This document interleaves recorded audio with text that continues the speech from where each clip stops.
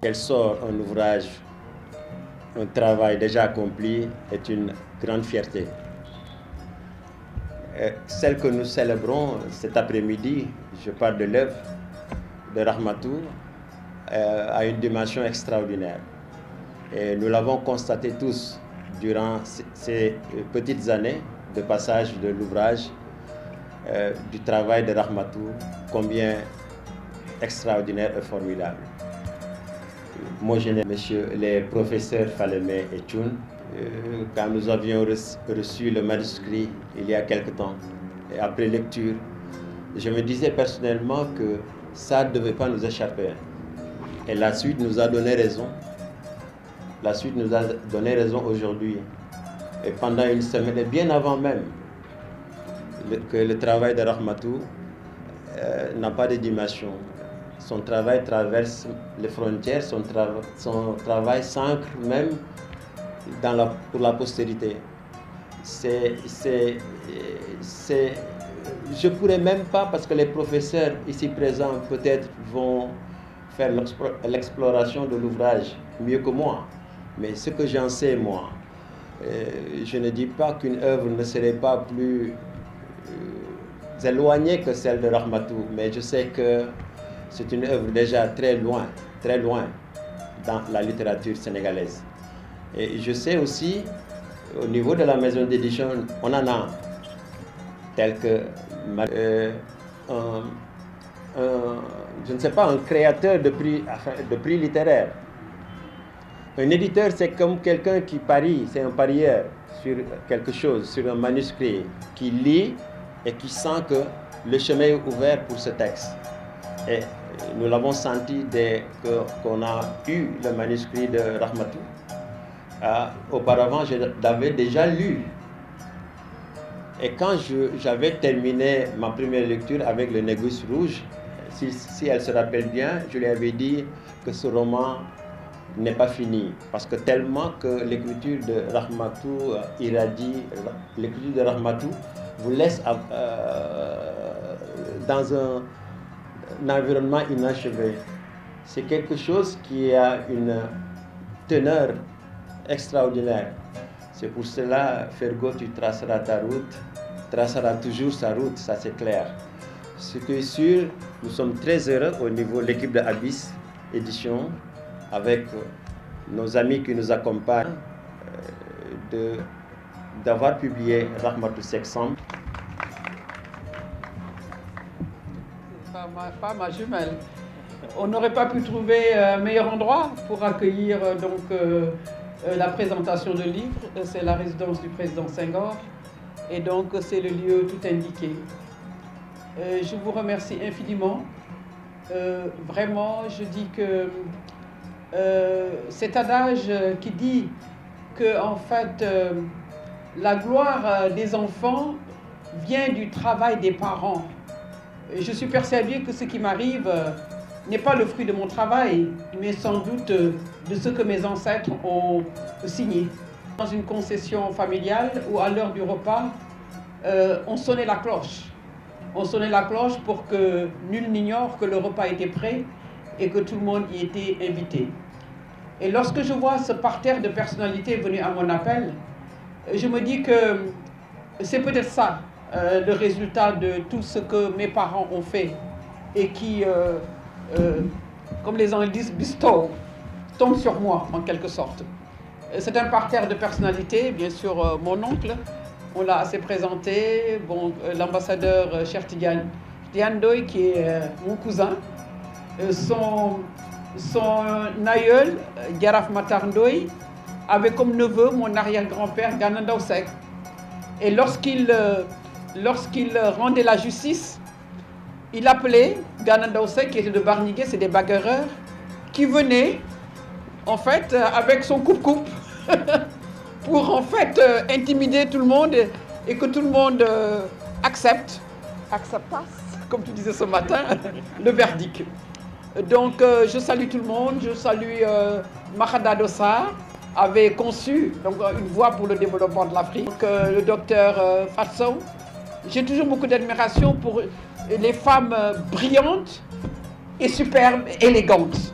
C'est un Et c'est un parterre de parents. Parce que moi, bon, j'ai déjà parlé de ma relation avec le Rwanda, puisque mon mari était un ancien du HCR et qu'il a accueilli les réfugiés rwandais au Burundi et au Zaïre. Et il y a le Congo. J'ai fait ma maîtrise au Congo, à l'université Marien Bradu, parce que nous étions en poste à Kinshasa. Je traversais le peuple pour aller à l'université. La Côte d'Ivoire est là. C'est les Neyi qui m'ont publié, qui m'ont porté bonheur, le Négus Rouge, dans un moment où la Côte d'Ivoire était un pays qui était, bon, je dirais pas en guerre, mais ils m'ont quand même publié, comme beaucoup d'autres auteurs sénégalais.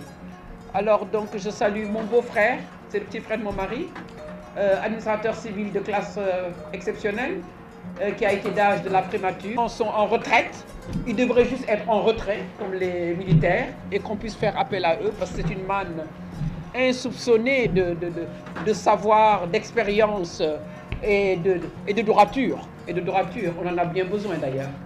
Le colonel Ousseynou Pouy, brillant officier, est là aussi. C'est le cousin de mon mari, Diamam. Ça, qui est ingénieur agronome, c'est l'ami de Waré, mais bon, nous on l'a, voilà.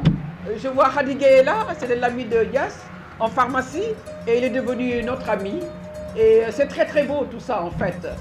Voilà, donc pourquoi Fergo?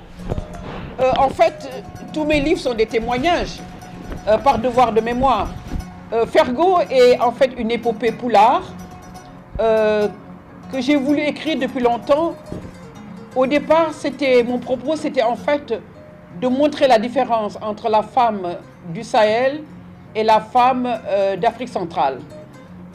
Leurs différences dans tout, dans les goûts, dans les couleurs, dans la cuisine, dans la manière de tenir leur maison, dans la manière de relation avec leur homme. Et là, le premier jet était en fait comme une pièce de théâtre. Une pièce de théâtre où il y avait deux femmes, l'une Matel, une Torodo, donc qui vient du Fouta, et l'autre qui est une Moluba, une Zaïroise Moluba. Lorsque j'ai dit d'ailleurs que Matel était Torodo, je pense que c'est un anachronisme connu. Moi, je voulais que tous les noms soient authentiques. Mais dans la haute société poulard, quand on est Torodo, on s'appelle Fatoumata ou Aïssatou, mais sûrement pas Matel ou Astel. Mais donc, c'est un anachronisme connu et voulu. Et donc, je trace peut-être que le départ de ce livre, c'est une grande tante, la tante de ma mère, Yahat Danyay, qui dans les années, je sais pas, 30, 40, a épousé un poulard et est partie au Fouta, dans le Yirlabé. Et elle avait épousé un homme prospère, qu'il aimait beaucoup.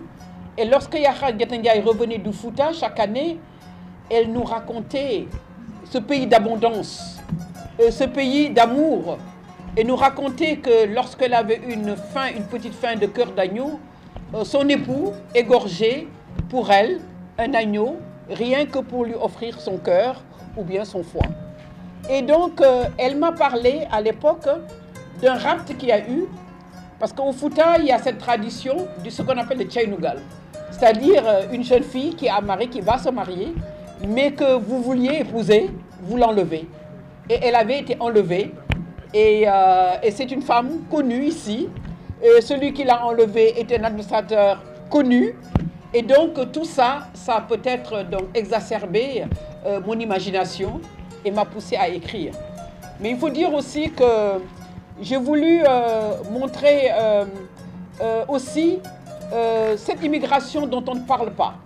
Cette immigration qui fait que sur 100 immigrés, 85 émigrent en Afrique et 15% émigrent en Europe.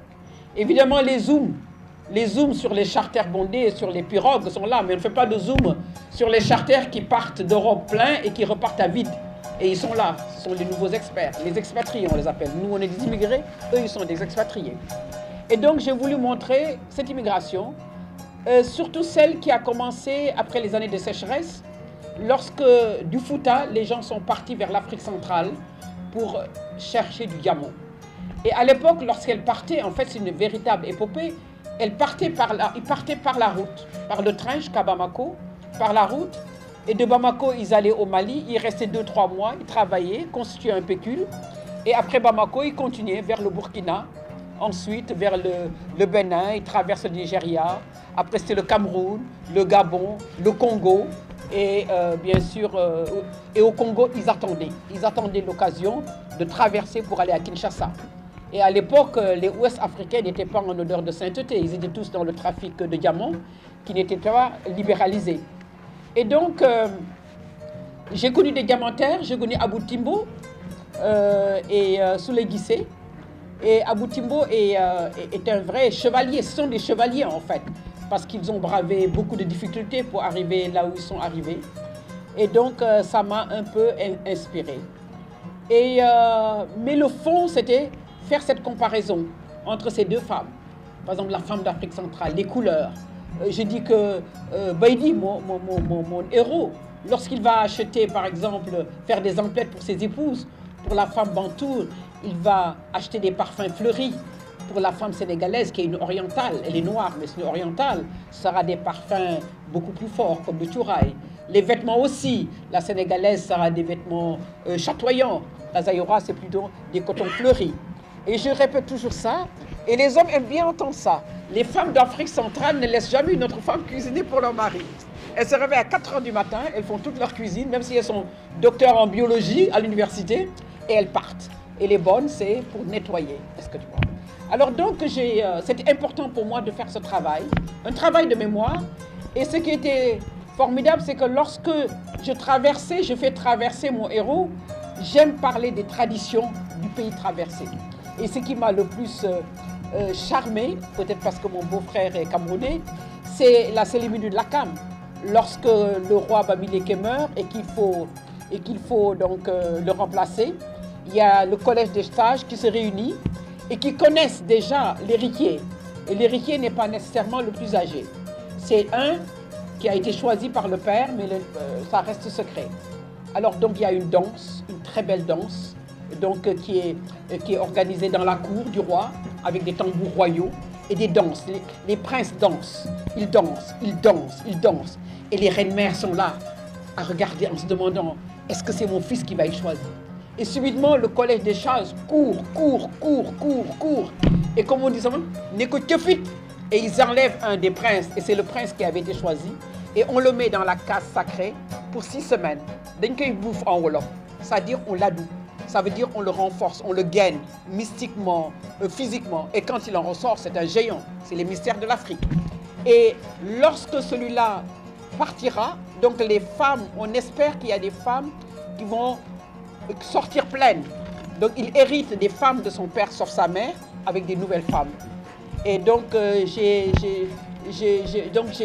tracé, par exemple, lorsqu'il traverse le Nigeria, ce pays, je parle de Gowon, Yakubu Gowon, donc les nouveaux champs de pétrole de Port Harcourt. Et donc en fait, c'est un miroir en fait, comme on a dit ce matin, un miroir que je promène en fait sur les routes de l'Afrique. Et ce qui m'a permis peut-être de faire ça, le Fouta par exemple, c'était, j'ai demandé, jette-moi des images du Fouta, pêle-mêle. Il n'a pas compris. J'ai dit par exemple, moi si je voulais des images des Lébous, je mettrais pêle-mêle, Grand Serigne, Ndepe, Goéland, course de pirogue, etc. Et donc, il m'a jeté pêle-mêle et je me suis accrochée. C'était un peu comme un canevas. Et j'ai accroché ma toile. Et il m'a dit, mais quand je lis ton texte, on dirait que tu es poulard. Je dis, mais le fond culturel est le même. Et mon arrière-grand-père vient d'Aloir. Aloir, le même village qu'El Hadj Omar. Et il est tout couleur. Mamou Kourenia, tout couleur, des traits et tout ça. Voilà, donc il faut que mes professeurs... Et aussi la présence de Sokna Benga, qui a été aussi grand prix du président de la République pour les lettres. Je suis aussi content d'être venu avant la levée de la séance, parce que je me demande bien ce que j'allais dire à Madame Seck Samb, après le choix qu'elle a porté sur moi, il m'a dit, et finalement, je ne vais pas garder la parole trop longtemps, puisque si j'ai bien compris, la présentation du livre n'est pas encore faite, ou elle est déjà faite. Et que...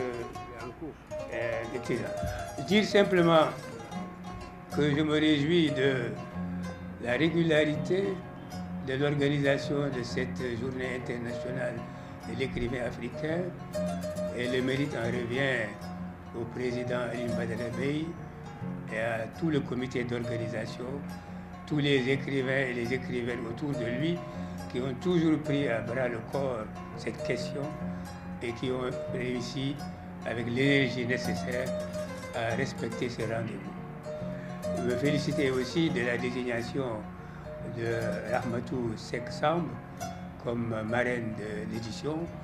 Je n'ai pas fini de dresser mes statistiques, mais je crois qu'au rythme où les choses vont, les marraines vont bientôt l'emporter sur les parrains et nous n'avons pas à nous en plaindre parce que ce sont nos sœurs, nos épouses et c'est bien heureux que précisément les choses aillent dans ce sens. Par-dessus le marché, être grand prix du président de la République n'est pas donné à tout le monde. Nous en comptons certainement quelques-uns ici dans cette assemblée et c'est également un motif supplémentaire d'être satisfait de ce qui va se faire. Je voudrais saluer Mariam Loïc, ma sœur Mariam Loïc Beng, qui m'a souvent reçu ici, dans cette maison, pour y avoir organisé des cérémonies comme celle-ci, haute en couleur, et qui n'a jamais oublié de m'associer à tout ce qu'elle fait. Et je la remercie très grandement. Féliciter et saluer également le professeur Tchoun, qui est un des plus grands critiques littéraires de ce pays et qui a déjà fait beaucoup pour moi dans ce domaine. Saluer le monsieur, le général, l'ambassadeur qui est à ma droite et que j'ai eu le plaisir de connaître étant ministre de la Culture et lui ambassadeur du Sénégal à Washington. Et nous avons fait ensemble 2 missions. Et j'ai trouvé à Atlanta une première fois, une autre à Houston. Et finalement, comme j'ai un anglais très imparfait, j'étais très content d'avoir à mes côtés à la fois un grand diplomate et un grand locuteur de la langue de Shakespeare qui nous a représentés de manière magnifique dans tout ce domaine. Nous nous sommes ensuite retrouvés aux Assises nationales où il a joué un très grand rôle. Je voudrais pour terminer féliciter aussi le président du jury, notre ami Falémé, toujours au charbon, toujours discret, toujours courtois et toujours vaillant à la tâche, permettant effectivement de conduire ensemble la joie de l'écriture et également la capacité d'organisation. Le seul mot que je voudrais dire à propos de ce livre avant de terminer, c'est que Bargny finalement a représenté pour moi beaucoup de choses. La première, c'est que lorsque je suis arrivé au collège moderne Blanchot en 6e, le premier chef éclaireur que j'ai eu, et le scoutisme a beaucoup compté dans ma vie, il est devenu colonel Alassane Ngom. Colonel Alassane Ngom, qui a été rappelé à Dieu il n'y a pas très longtemps. Et j'ai tenu à aller voir sa famille pour dire à sa famille ce qu'il a représenté pour moi. C'est lui qui m'a donné la première formation, les valeurs scouts. Il m'a appris à dresser une tente, à allumer un feu, à faire attention aux animaux, etc. etc. Voilà pourquoi, chaque fois que je passais devant Bargny étant élève, je pensais à Alassane Daoud. Je ne savais pas qu'il allait devenir militaire et colonel. Il y a ensuite des amis chers, très chers, avec qui j'ai été en compagnon fort longtemps. Le frère de Madame Rahmatou Seck Samb, Souleymane Seck, qui a été le premier directeur de l'Institut et qui a terminé sa carrière comme directeur à Alexandrie de l'université Léopold Sédar Senghor, qui m'a été présenté par un autre fils de Bargny, Serigne Momar Gueye, le mari de ma sœur Ndeye Samb, et qui effectivement m'a présenté un jour Souleymane et depuis jusqu'à son départ pour Alexandrie de l'autorité. Et puis voilà pourquoi, écrivant moi aussi des romans, un jour j'ai décidé de nommer un de mes personnages Pathé et de le faire naître à Bargny, faire aller l'école à Bargny. Et mon dernier roman coïncide avec ses obsèques à Bargny et ce roman s'appelle Crocodile Ville, dans lequel effectivement le premier chapitre commence par l'enterrement de Pathé et les obsèques. Lorsque Rahmatou a lu cela, elle m'a envoyé son livre sur le Fergo. La dernière chose que je vais dire car je commence à devenir bavard, c'est que lorsqu'on lit ces livres, on a tendance, on est enclin à croire que Rahmatou est une locutrice du Pulaar, comme moi je le suis, comme mon père et ma mère le sont. C'est truffé d'expressions Pulaar, et pour les choisir et les mettre à bon escient au bon endroit, ou bien il faut connaître bien le Pulaar, ou avoir été bien conseillé. Dans les deux cas, je voudrais la féliciter. Et merci beaucoup. Je voudrais donc rendre la parole. Petite maman, c'est ma grande sœur aînée. Mais maintenant que la maman est partie, elle n'est plus petite maman. Elle est maman tout court. Et petite maman, c'est Dias. Dias est une personne, c'est docteur Diasek, ma petite sœur, est une personne absolument extraordinaire. Elle est d'une disponibilité, d'une générosité. Elle fait tout. Et elle n'a pour remerciement que des engueulades. On l'engueule tout le temps. Voilà, c'est vrai. Voilà, moi je suis à la maison tranquille et quand je viens, tout le setup est mis et c'est formidable. Formidable. Je la remercie beaucoup. Elle est généreuse, elle est discrète. Et parfois je lui dis, Dias, si l'ange de la mort venait en disant quelqu'un doit partir, choisissez qui ne part pas. Je lui ai dit, il ne faut pas que Dias parte parce que si elle part, on part toutes. Nos vies seront détruites. Parce qu'elle s'occupe de tout le monde et de tout. Je le remercie, je la remercie infiniment. Et je remercie son mari, Dr Moifo. Si Dr Moifo n'avait pas été d'accord pour cela, elle aurait sûrement eu du mal à jouer le rôle qu'elle est en train de jouer dans la famille. Donc je la remercie encore une fois pour tout, pour tout. primaire ba université ba jusqu'à la vie ku wax rek taxale ni sa lool ku bind leen taxale ni sa lool kon soo daan bind leen mu yem si naay soo njëkkër loolu laa la njëkk xalaat quand on verbe à l'infinitif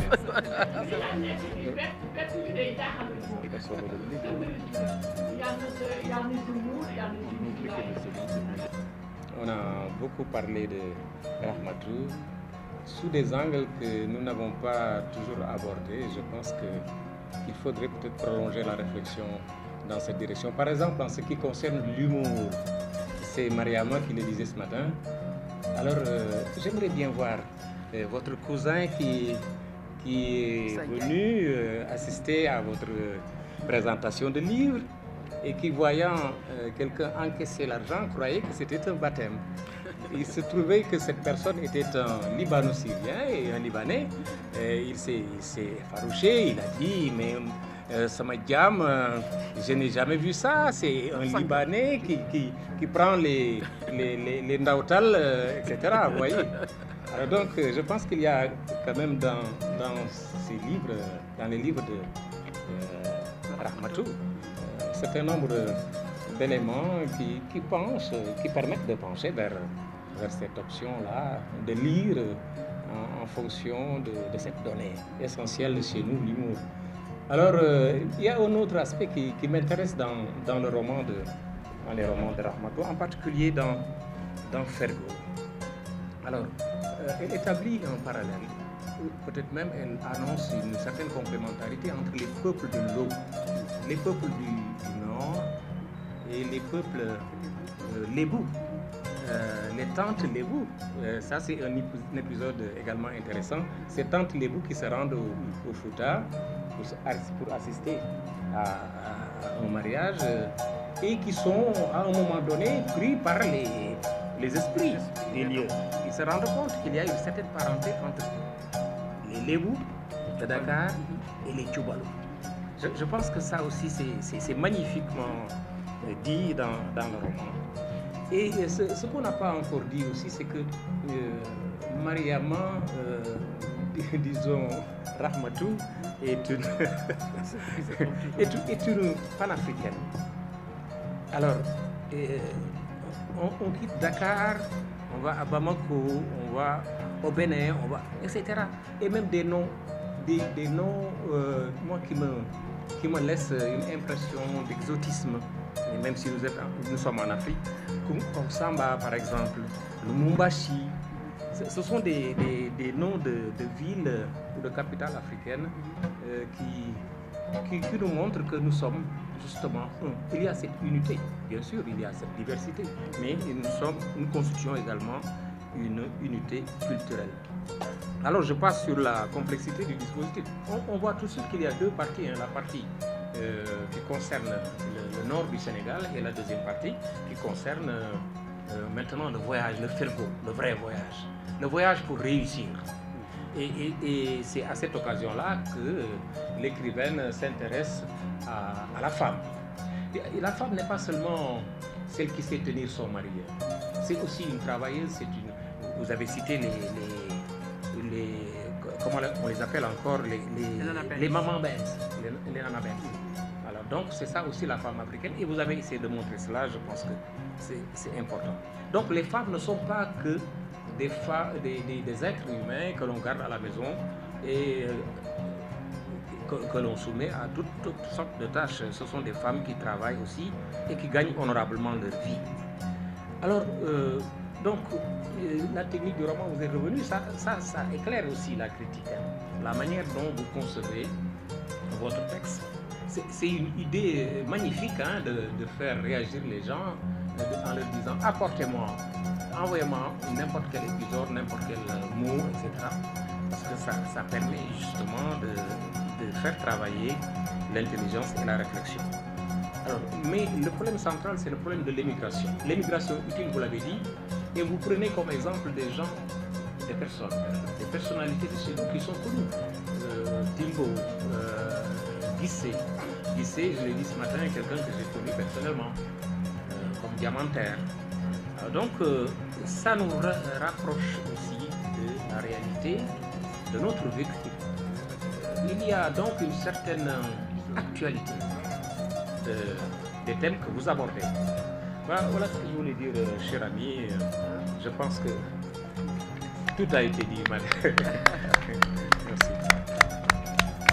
Alors, ce que j'ai cette fois-ci, c'est un sentiment personnel, mais je suis toujours impressionné d'abord par le phrasé de Rahmatou dans le texte, mais également par son expression orale assez soignée, très bonne expression orale. Je ne sais pas si vous l'avez travaillé ou non, ce n'est pas une simple flatterie, hein. C'est extraordinaire. Par exemple, quand je vous vois trépigner ici, et quand vous parlez, je vous répondrai. Voilà. Depuis une dizaine d'années, chaque année, à l'occasion de l'édition de la Journée internationale de l'écrivain africain, nous donnons des prix qui portent généralement les noms d'écrivains ou de personnalités du Sénégal.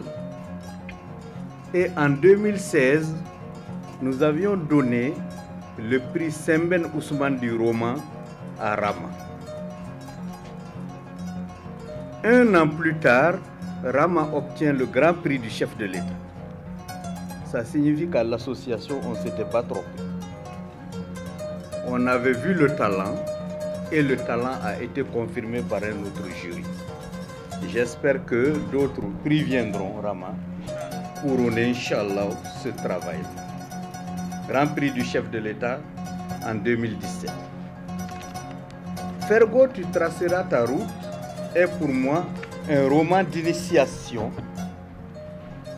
dans un monde, mon collègue Tchoun, je parle sous ton autorité aussi, la tendance actuelle du roman africain de langue française, c'est la dénonciation des indépendances. Et de façon très crue. Le romancier n'est pas d'accord avec les tenants du pouvoir et il le dit crûment dans son roman. Rama a mis l'accent sur la création d'un roman d'initiation où quelqu'un voyage, va apprendre de nouvelles choses. Mais la dénonciation des indépendances est aussi présente, mais avec finesse. Rama ne le dit pas brutalement. Retenez par exemple, à la page 111, elle dit, je la cite, « Te voilà donc, Baïdi, dans la délégation de l'homme puissant, avec des papiers en règle. Camarade Baïdi Mapengo Mandouvu. Sénégalais hier, Congolais aujourd'hui, Zaïrois demain, peut-être Zambien ou Angolais un jour. Que signifie réellement pour vous, peuple noir du voyage, les tracés des frontières? voilà l'auteur qui se pose des questions. À quoi correspondent ces frontières qu'on a tracées, qu'on a mises entre nos fraternités? C'est ça la problématique que pose le romancier négro-africain depuis 1968, depuis Les Soleils des Indépendances, écrit par Amadou Kourouma, l'Ivoirien Amadou Kourouma. Alors, ces romans d'initiation, de voyageurs, dans ça, qu'est-ce qu'il faut saluer aussi, à mon avis, c'est la générosité de celui qui part. Baïdi a quitté son Fouta natal pour aller au Zaïre. Chercher quoi? Chercher de la richesse, créer de la richesse. Mais pourquoi? Pour revenir faire la satisfaction des siens. Pour venir pouvoir mieux prendre en charge les siens. Et ça, c'est généralement ce qui se trouve dans le cœur des émigrés. Ils prennent les pirogues, ils risquent la mer, ils risquent le suicide, ils risquent tout. Mais quand par hasard vous leur posez la question, pourquoi vous faites ça? Ils disent, papa et maman sont à la maison, les frères sont à la maison, les sœurs sont à la maison, ils n'ont rien. Il faut que ce soit moi qui parte. Ça, c'est extrêmement généreux. C'est des chevaliers, partir jusqu'au suicide. Ils sont prêts au suicide. Alors, pour moi, ce roman, c'est aussi un roman d'une finale de match de football entre l'Afrique de l'Ouest et l'Afrique centrale. La romancière a mis en parallèle, ou elle va les mettre ensemble, une fille de l'Afrique de l'Ouest et une fille de l'Afrique centrale qui vont se mettre en concurrence pour entrer dans les grâces d'un homme. Si j'ai bien compris, qui fera mieux, qui pourra mieux satisfaire l'homme. Et ce roman, son intrigue, son histoire se passe dans les années 1970. Parce que Rama a fait allusion à des faits historiques. Par exemple, quand elle fait allusion au moment où les Tchekoro Bagayogo, les Kissima Dougara faisaient, n'est-ce pas, la pluie et le beau temps sous le régime du Comité militaire de libération nationale au Mali, nous sommes dans les années 70. Les années 70, c'est les années de voyage de Baïdi, de son Fouta natal, vers le Zaïre. Que représente le Zaïre ces années-là? C'est le Zaïre du général Mobutu Sese Seko, qui deviendra plus tard le maréchal Mobutu Sese Seko. Mais avant de devenir le dictateur qu'on a destitué, avant de devenir l'homme que personne ne pourrait plus voir, disons que ces années-là, Mobutu avait fait la grandeur du Zaïre avec l'authenticité. Et le Zaïre était la fierté de l'Afrique. À tel point que, n'est-ce pas, tout Africain, pas que des chercheurs de diamants, se retrouvaient dans le Zaïre, se trouvaient dans la puissance du Zaïre. Rappelez-vous qu'en 1974, c'est le Zaïre qui a pris la Coupe d'Afrique. Rappelez-vous aussi que cette année-là, c'est le Zaïre de Mobutu Sese Seko qui a organisé le match de boxe entre Mohamed Ali et George Foreman à Kinshasa.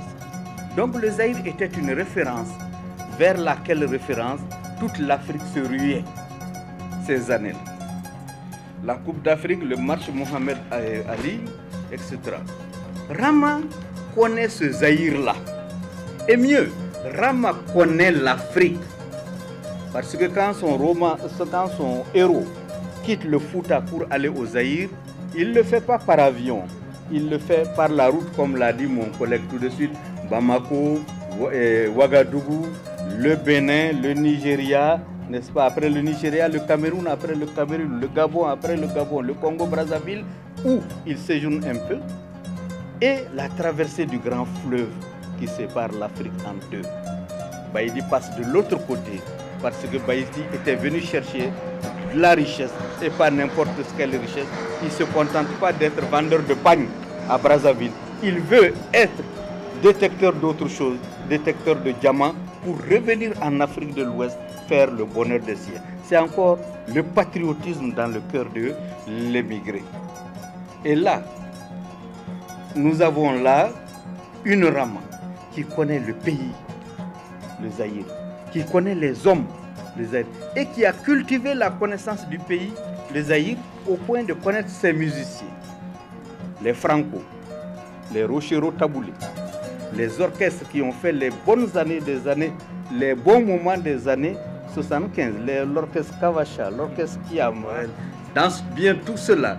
Rama met tout cela. Et là où il y a peut-être scandale dans un roman, c'est que Rama choisit comme épouse d'un noble Halpular du Fouta une danseuse d'orchestre.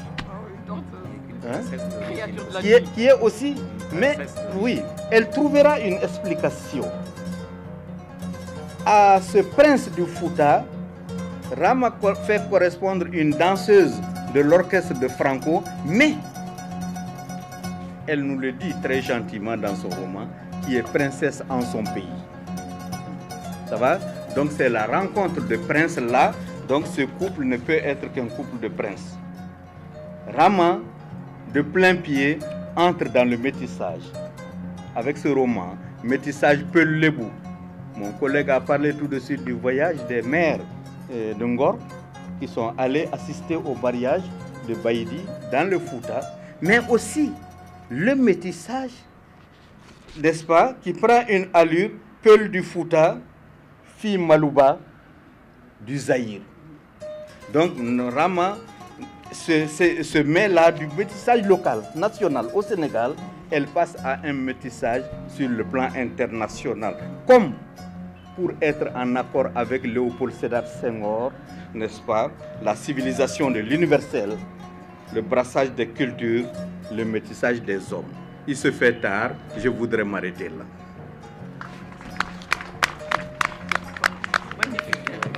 Je tiens à remercier l'orchestre, le magnifique orchestre mené par Cora. Cora qui nous émeut non seulement par ses sons, mais par sa ressemblance avec son père Sinouad qui nous a quittés. L'ange de la mort a fait Kefit, comme tu as dit. Et son visage merveilleux, son enthousiasme, nous rappelle à chaque instant ce père magnifique. Mais comme tu le sais, le meilleur ami de ton père est là au premier rang, Kassa. Tu pourras toujours te reposer sur son épaule. Et faisons. Je vous remercie. Les aventures, je n'ai plus besoin de tourments, mais de frissons. Au soir de ma vie, au soir de mes aventures, je voudrais m'éloigner de vers du Vivier, du Congo, du fleuve Congo, qui gronde et charrie. Au soir de ma vie, au soir de mes aventures, je voudrais me rapprocher des espaces sablonneux des sols asséchés, de l'harmattan et des alizés pour mieux m'accoutumer demain à ma tombe, de la territe et sa craquelle. La veuve qui me rassure, c'est celle qui égrenera son chapelet et ses glaces sur mes péchés de chair. Je voudrais au soir de ma vie les laitages qui couronnent les bouillies de ma telle, plutôt que les poissons-chats lovés dans le secret, le thé, le boc. Au soir de ma vie, je voudrais entendre à l'aube le cliquetis des couloirs de fonte et les chutes d'eau qui s'abattent sur les sueurs nocturnes, plutôt que le son des casiers des bières qu'on empile. Je voudrais à l'aube réentendre le chant alterné des muezzins, plutôt que le rire rocailleux des belles de nuit qui rentrent au petit matin. Là-bas au pays, ma telle deviendra déesse qui annihile dans les champs de coton nimés de coton, vêtue de ses voiles de coton, elle traquera au sacrilège des filles apeurées alors que toi, m'en devenir. Oh, Lisaïla, ma tigresse indomptée, mes terres sahéliennes ne seront pas de tout repos pour tes vieux jours. Je n'aimerais pas rencontrer ton regard pour une fois éperdu au milieu des turbans et des séchias. Sous les haut-parleurs nasillards, lors des chants religieux, lorsque les griots de Mattel et ses esclaves de gaz se baisseront sur son passage, lorsqu'ils chanteront les hauts faits de sa lignée, Mattel te croisera et dans son regard apparaîtra sa revanche.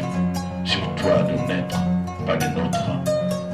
Quand ces griots glorifieront sa générosité, je dirai son triomphe. Sûrement, ou pas, enfant dompté. Ce soir, je partirai. Et pour ce voyage sans retour, c'est Matel qui m'accompagnera. Tu es mon soleil, Matel. Matel est ma lune, tu es forêt luxuriante.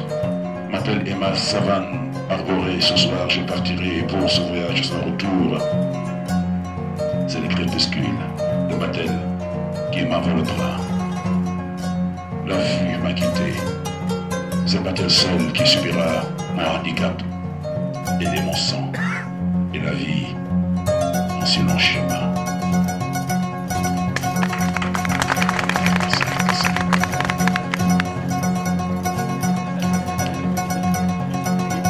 Et elle me dit, je prépare le bac et je voudrais aller dans un endroit calme pour le préparer. Je dis, bien sûr, tu viens chez moi.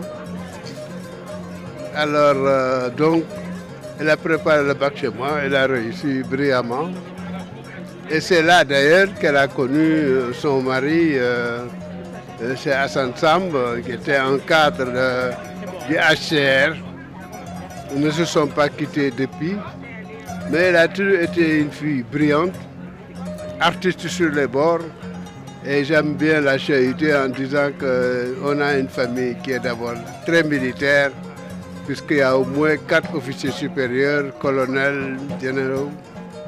Mais lui, elle, par contre, c'était quelqu'un de libre, d'indépendant, qui est très intelligente, qui a une intelligence très rapide, mais qui est toujours joyeuse.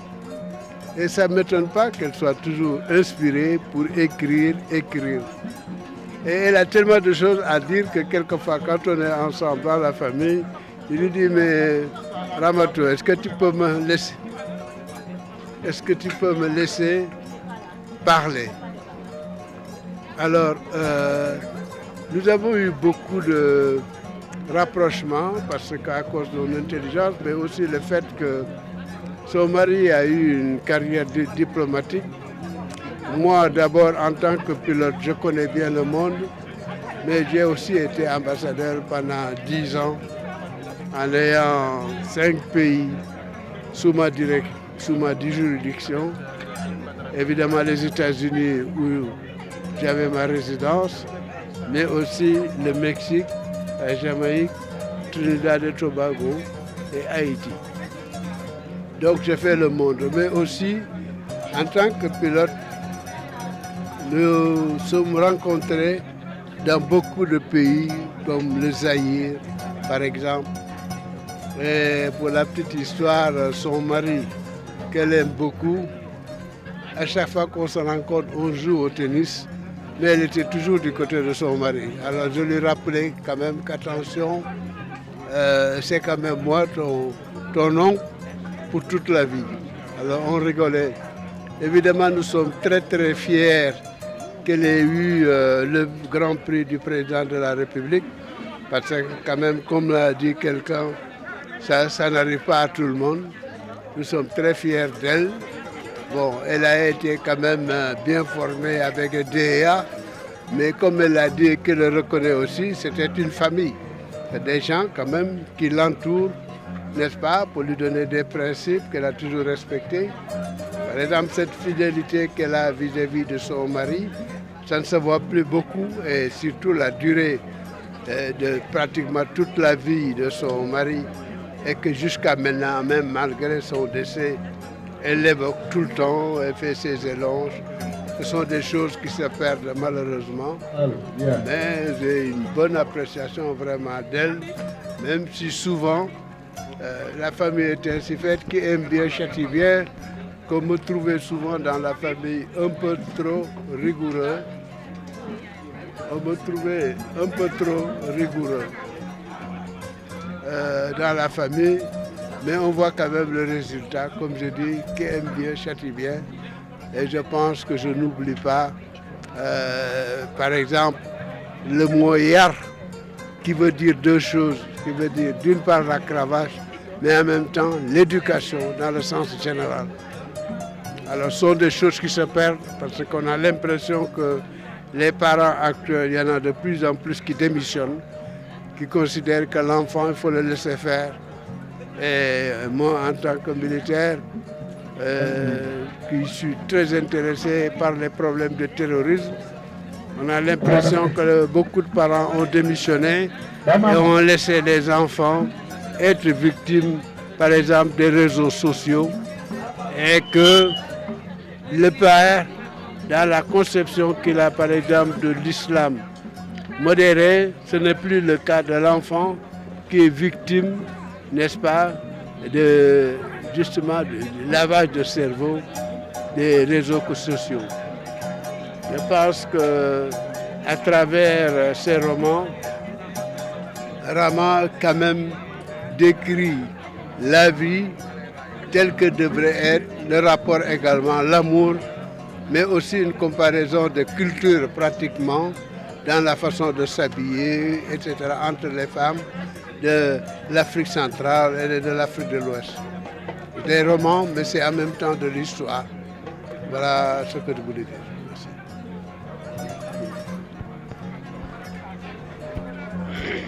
Je suis très heureuse d'avoir pris part à la cérémonie de dédicace du livre de Rama, qui est une consoeur, et au-delà d'être consoeur, c'est une sœur. On a traversé en peu de temps beaucoup de choses. Et son écriture, c'est quelque chose que j'aime bien. Elle a un franc-parler dans le verbe et aussi sur la plume. Et Rama nous fait voyager à travers l'Afrique et quelquefois à travers le monde. Notamment, je veux faire allusion à son roman du Sagaro, qu'elle avait écrit en mémoire de son frère, justement. Et aussi à L'homme du négus rouge, qui nous parle d'une certaine époque de Addis Abeba, de l'Éthiopie. Et aujourd'hui, on la célèbre à travers son livre qui réunit l'Afrique autour d'un individu et qui magnifie également, comme je peux le dire, la femme, qu'elle soit de l'Afrique du Centre, de l'Afrique de l'Ouest. Elle retrace dans ce roman toutes les joies que les femmes peuvent offrir à un homme et aussi elles font la part des choses en tant que femmes déjà africaines et toutes les similitudes sont rencontrées dans ce roman-là. Nous sommes là au musée Léopold Sédar Senghor et j'ai tenu à ce que la maison abrite cette manifestation pour deux raisons. D'abord, Rama est ma jumelle. Nous nous connaissons depuis l'enfance. Je l'ai poussée à écrire et elle écrit avec bonheur. Et donc, quand il y a une consécration de son œuvre littéraire, c'est symbolique qu'elle vienne le faire ici, dans la maison du président poète, le premier poète, le plus grand écrivain, on dirait, en tout cas, qui a fait la notoriété du Sénégal par ses écrits. Je suis très satisfaite de la manière dont l'événement s'est déroulé. Nous avons pu entendre le général Seck, qui a fait des témoignages importants, historiques. Nous avons pu entendre le professeur Abdoulaye Eliman Kane, le professeur Birahim Tchoun, le professeur Djibril Diallo Falémé, et tout cela sous l'égide de notre président, M. Alioune Badara Bèye, président de l'Association des écrivains du Sénégal. Je me réjouis d'autant plus que ces temps-ci, le Sénégal a le vent en poupe en matière littéraire. Nous avons eu en moins de 15 jours, en l'espace de 15 jours, Boubacar Gosse Diop, qui a gagné ce prix qui équivaut au Nobel américain. Et ensuite, Mbougar Sarr, qui a remporté le concours haut la main. Donc, je n'ai que de raisons de me réjouir et de souhaiter une belle carrière littéraire à ma sœur jumelle, Rahmatou Seck Samb.